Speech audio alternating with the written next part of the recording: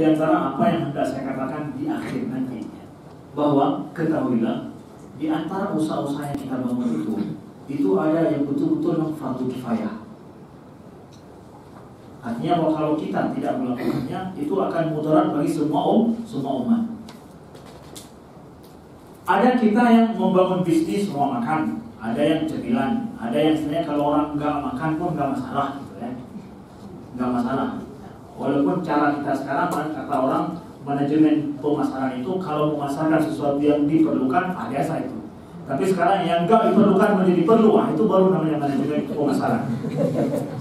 Nah, ada di antara banyak di antara yang bisnis yang kita buat dalam hidup selaku orang Muslim itu adalah yang sebenarnya fardu kifayah, yang mengacu kepada apa? Kebutuhan asasi dalam kehidupan kita hari ini. Nah, usaha saya di bidang itu bisa menjadi fardu kifayah. Betul. Makanya para ulama menganjurkan supaya umat Islam ini memegang usaha-usaha yang sangat vital bagi keutuhan umat. Jangan banyak memegang usaha yang sifatnya adalah nyana PJC. Walaupun keuntungannya besar, enggak.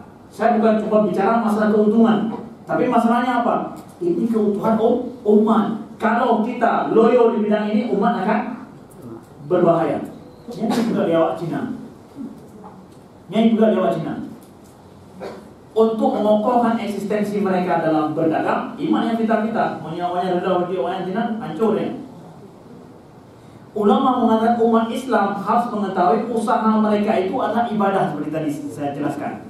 Ibadah itu kemudian setelah itu cari titik-titik usaha, yang usaha ini adalah memperkokoh umat, menyuplai kebutuhan asasi umat. Saat ini ada alat kesehatan yang mudah untuk orang, misalkan saya berusaha di bidang itu untuk mempermudah alat-alat kesehatan masuk melalui saya dengan jaringan bisnis saya yang saya buat. Niat untuk umat ini mempermudah, akan dapat pahala ibadah dari tanah fardu kifayah saya. Kemudian juga usaha-usaha material yang lain-lain untuk mempermudah pembangunan dan yang lain-lain ya, bisa masuk dalam fardu kifayah. Nah, seperti makanan yang halal, saya merasakan betapa makan halal itu betul-betul fardu kifayah ketika saya di Eropa. Saya jumpa orang Mesir yang jualan atau orang Libanon asli yang mereka berjualan. Sungguh seperti apa? Mereka menyelamat kita di tengah kota yang sengsara ini. Pergi kemana-mana, wah dapat kebab di sini, luar biasa makan, alhamdulillah. Datang masuk ke situ ngomong pakai bahasa Arab, mereka assalamualaikum, mereka sambil masak itu mereka sholat di samping kita. Tenangnya bukan main. Bukan kayak fardu kifayah, betul fardu kifayah menyelamatkan kita di tengah kota yang seperti itu.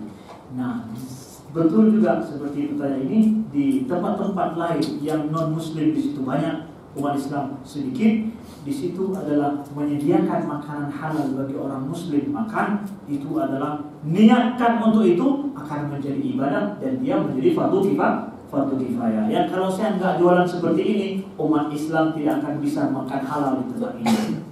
Nah, saya menyediakan makanan halal artinya apa? Demi menjaga agama siapa? Saudara saya.